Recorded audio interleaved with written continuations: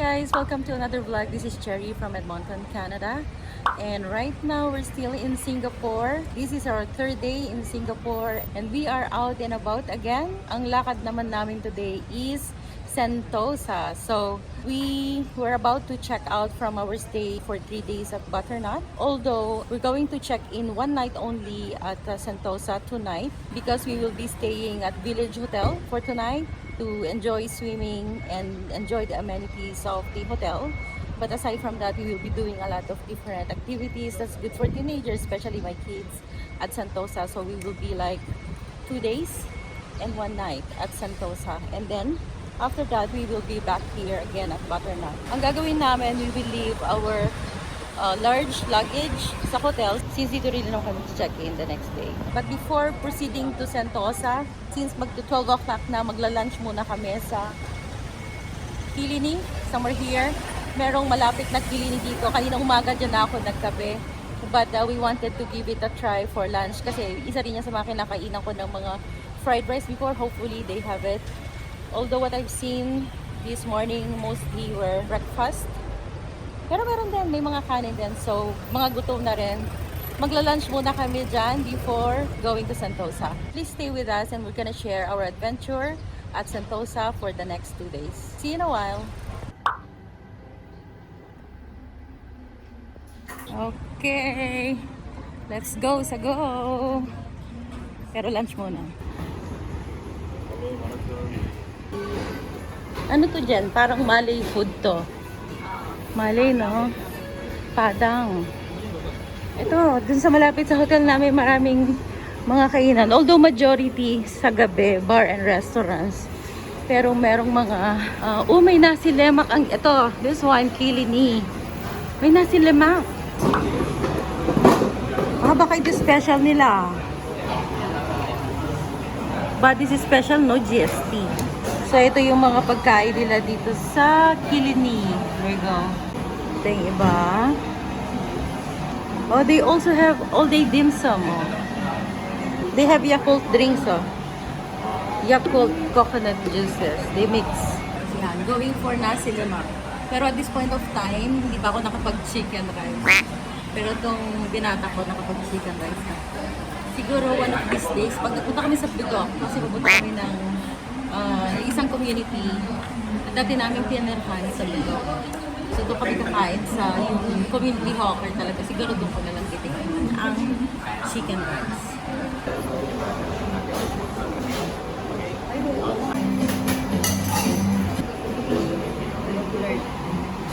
Oh, my son has Coke float.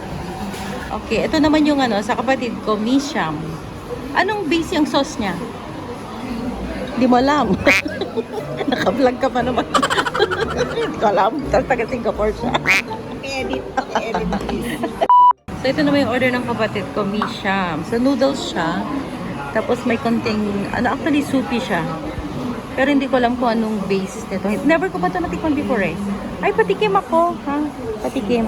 Sige. Pinagtataka ko lang sa Singapore ngayon, bakit may kalamansi na sila? Kasi nung nakatira ako dito, wala pa naman. Kaya, tawag nila lime. lime ang tawag nila. Hindi, kalamansi po yan. Okay, so ito na yung aking nasi lemak. Ang nasi lemak is Malay food to, no? Yeah. Meron siyang kasamang dilis. Nasi minced rice. Yeah, cooked in, yan eh, coconut.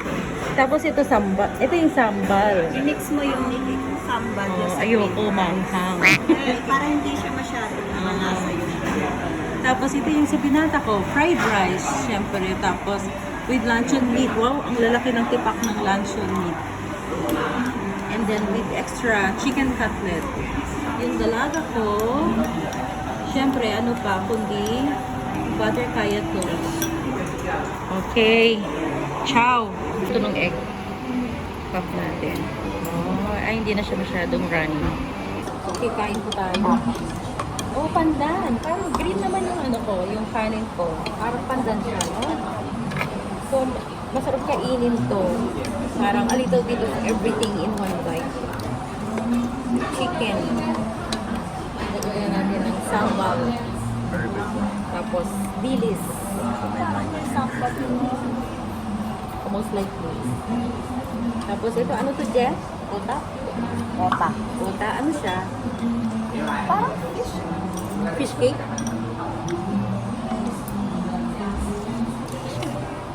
Hindi, parang tamales. I don't know, parang gano'n siguro. Manghang. Pero parang fish. Parang may fish siya. Ota daw ang tawag. Hindi ko alam. Wow, maanghang. Yung ota palang tinikman ko, kasabit na ako. My first nasi lemak in this trip.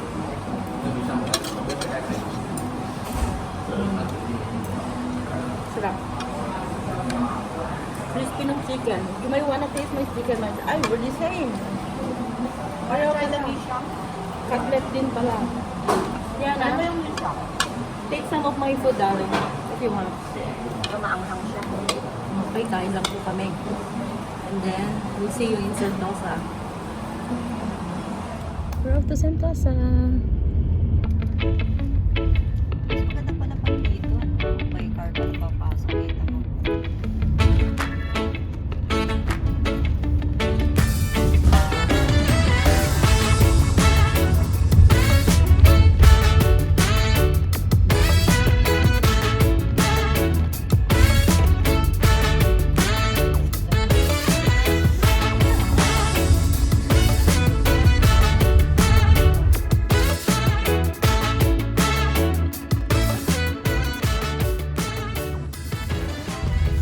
So ito, malapit na tayo. Yeah, so we're checking in at Village Hotel Sentosa. Yeah, and by the way, we had to show the booking pagpasok ng Sentosa. Otherwise, I think they will be charged like this lang. Okay, so buti pinayagan kaming mag-early check-in. Initially, ang plan namin is mag-leave ng luggage. Okay, so palabas kami at mag-skyline lodge muna bago mag-swimming para makatami. Ito yung complimentary bus. So we're gonna go to beach station and then maybe maglalakad na lang kami from there. We'll figure out. Madali lang naman.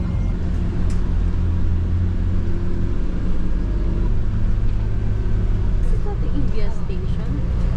Because there's two stations. India. I think India station is near our hotel. Malapit lang pala.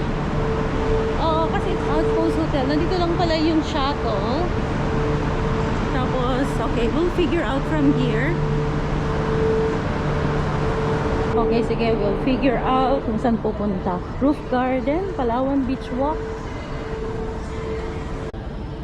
Kailangan pa pala namin maglakad papuntang beach station. Mukhang yung uncle, binaba kami sa outpost. Kami nagkaintindihan.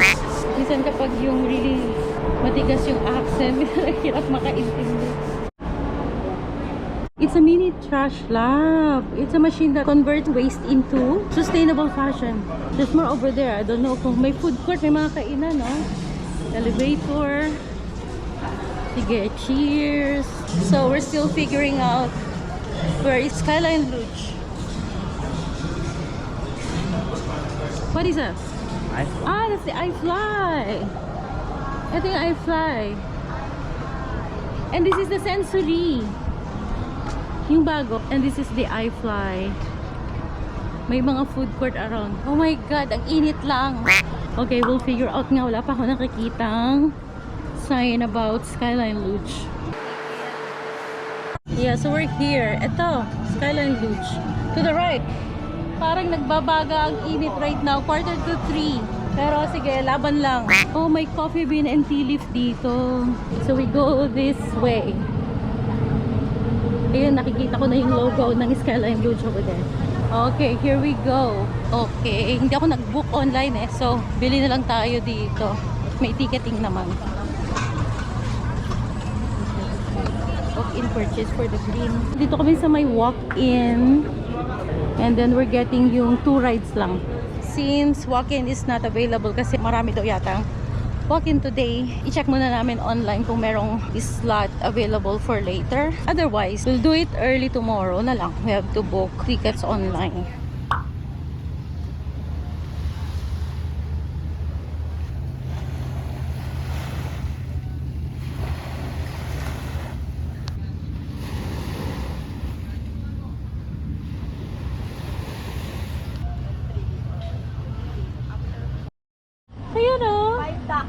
$15. Ang Game. mahal. $5, $15. Ang mahal naman. Hook adapt. Gusto ko yan. Pero, Gagano mo lang siya. Mama-magnet siya. gano'n? Try may magnet. You know what? Let's just do this. Nalawag na tayong mag-luge. Mas mahal pa yung luge. 30 plus yung luge. Ano? Cute. Okay. Tara muna. At mainit. So medyo punuan na. Dapat pala nag-book ako online before. Kaya lang, I wasn't able to. Medyo mahirap nang kumuha ng ticket for today. Tomorrow meron eh. Kaso mga 3 p.m., 4 p.m., 5 p.m. yata. So anyway, we'll see. Marami nang pwedeng gawing backup plan. For now, we're going to Coffee Bean and Tea Leaf. We'll check the tickets online. Otherwise, we go for any plan B kung ano yung pwede namin gawin today. For the next 2 hours, kasi 5 o'clock naman or 6 o'clock, we'd rather go back to the hotel and do swimming. And then maybe check na rin namin ang Sea Aquarium if we can book tickets now. The earlier the better. Kasi ang Sea Aquarium naman will be after tomorrow.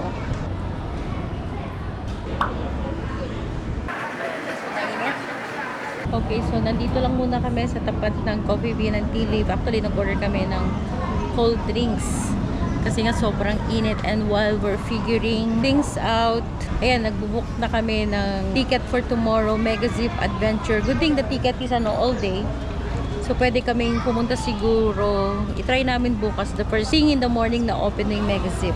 And then magbubook na rin kami ng Sea Aquarium, which is the day after tomorrow. So isi-secure na rin namin yun. But the good thing with the Sea Aquarium ticket, all day ticket siya, you can just go in anytime you want, but 5 p.m. is the latest entry kasi nagsasara yung aquarium na 6 p.m. We decided to cancel yung Singapore Zoo na kasi ang kalaban mo dito yung init. MIC Aquarium, if we will do Sea Aquarium in the morning kasi, and we do Singapore Zoo after that, peak ng init, and it's hard. Medyo nahihirapan kami sa init kasi, yeah, it's not even raining. Ilang days na kami dito. We haven't experienced the rain so far. Napaka-humid pa. Kinancel na rin namin pati yung Satay Street. Masarap sana mag-dine sa labas, barbecue and whatnot, and beer sa Lau Pa Sat. Kaya lang na-experience namin yung one time lang na kumain kami sa Maxwell, napaka-uncomfortable yung init. Well, the fact na of course, sanay tayo ng malamig na weather sa Canada, so medyo nahirapan din kami mag-adjust dun sa init. So, we're mostly now thinking of indoor activities. Although yung Mega Zip tomorrow, talagang i-effort na lang namin yon kasi nandito na kami sa Sentosa. I want the kids to experience that at the very least. So sasaglit lang kami sa may Vivo City. So nandito kami sa beach station. Magantay kami ng tram kasi may bibili lang kami sa mall saglit. Malapit lang naman yun. Is bound for Vivo City Station. Next stop, Union Station.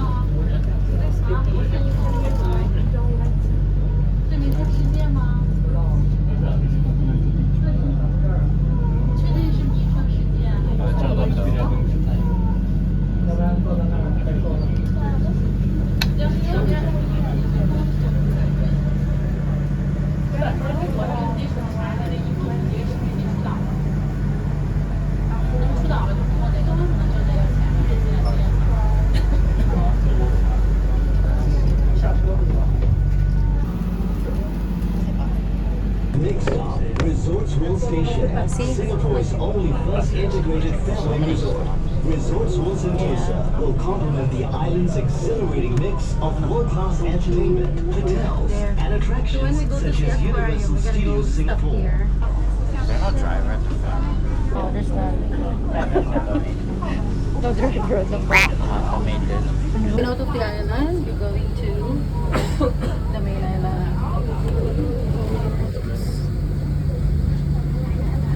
That's a port. Over there. See?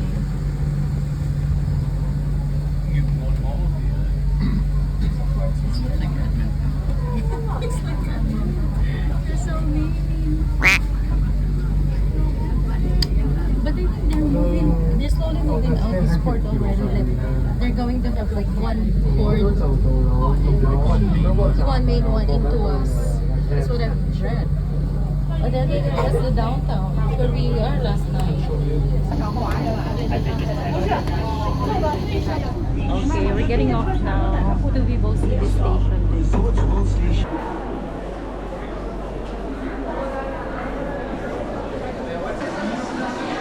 Food Republic. So ba tayo na to the mall? We go down. Yan. Okay. Nakalimutan kami ng dalaga ko yung swimsuit niya. So we're here to just grab very quickly. Tapos maya mag-swimming na kami. So nice place. Oh my god. Oh my god. I want the plates.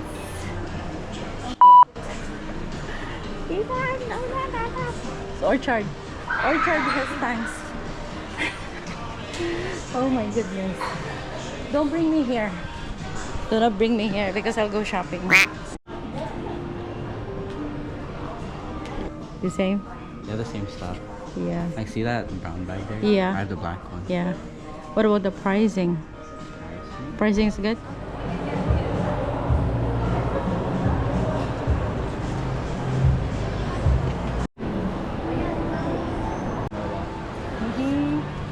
Ayan, syempre, Jollibee. Merong Jollibee dito, oh. Take out na nga lang kami ng pagkain namin sa hotel. Because after swimming, we might be tired, no? O sige, you check na. Then we'll wait for Mama Jen and Yana and take out. They have iced Milo. Of course. I think I already know my order. Would they have rice or burger steak? Di mag-take out na tayo ng merienda later. So nag-order na lang kami dito sa Jollibee. So dinamihan ko na lang yung order ko para kasama na yung dinner, kasama na rin yung snack kasi for sure pagkatapos mapagod mag-swimming, mag-merienda. Tapos yung drinks, bibili na lang kami sa may vendo sa hotel. Ayan, para menos hassle na, hindi na problema yung pagkain. Enjoy na lang sa swimming kasi medyo a little bit hassle na. I don't wanna waste time anymore. Dito sa Jollibee Singapore, meron silang nasi lemak. This is Singaporean touch, chicken joy, nasi lemak. Like the one I ate during lunch a while ago. Yeah. The nasi lemak style chicken. That has sambal. Probably the hot sauce. Of course, meron silang iced Milo. Pero yung spaghetti, ganun din. Burger steak, chicken sandwich, Jolly Burger. We don't have that in Canada, no? The Jolly Burger. Just Jumper. Yeah. Oh, they have kiosk ordering pala. I ordered in person. I didn't notice it. Everything, thank you. Yun, Jollibee. Of course, kahit sa Singapore, Jollibee pa din. Okay, let's go. Okay, back to Sentosa. Dito laging naglalaro yung mga anak ko nung maliliit pa sila. Doon sa mga water doon. Yeah, Food Republic. Masarap din kumain dyan. Maraming mga options na makakainan. Sentosa monorail. Tapos pwedeng gamitin.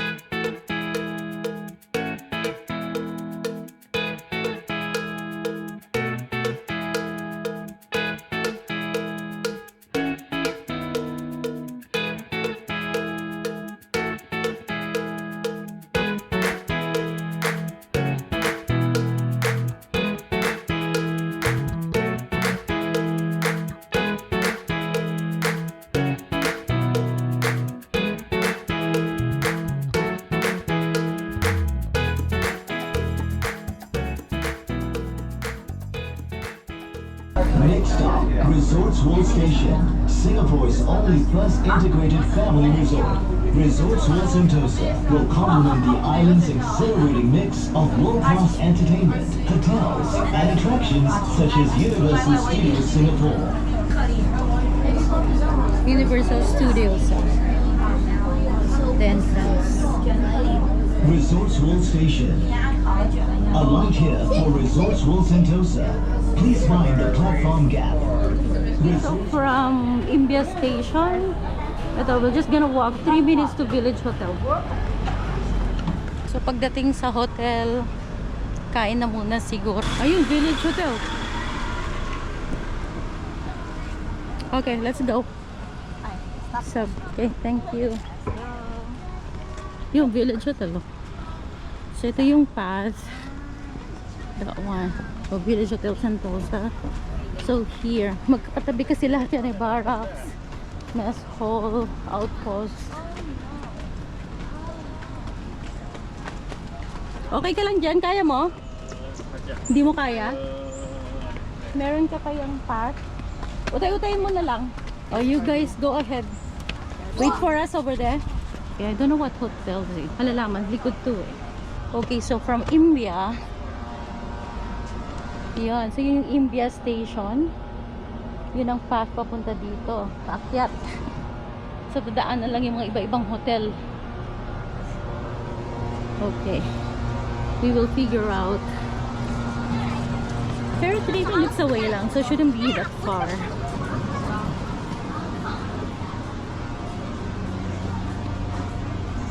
Oh, masarap dito sa ilalim ng puno, malamig-lamig oh.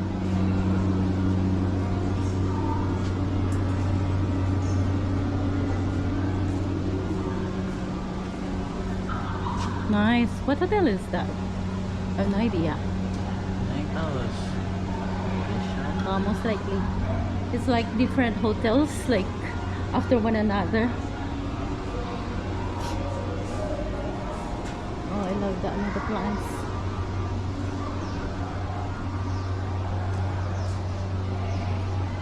Okay lang dyan yung paa mo? Okay.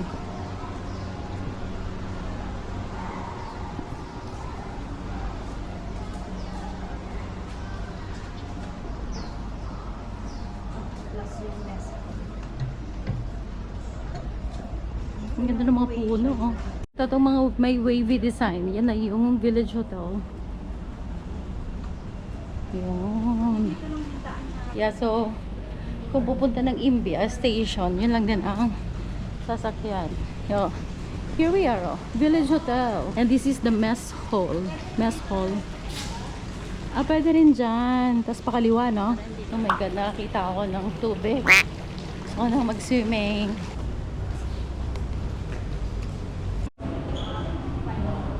Okay. Sarap ng aircon. Ayan, masarap ng mag-swimming. Malamig na. No more sunlight in there. Okay. Good na yung binata ko.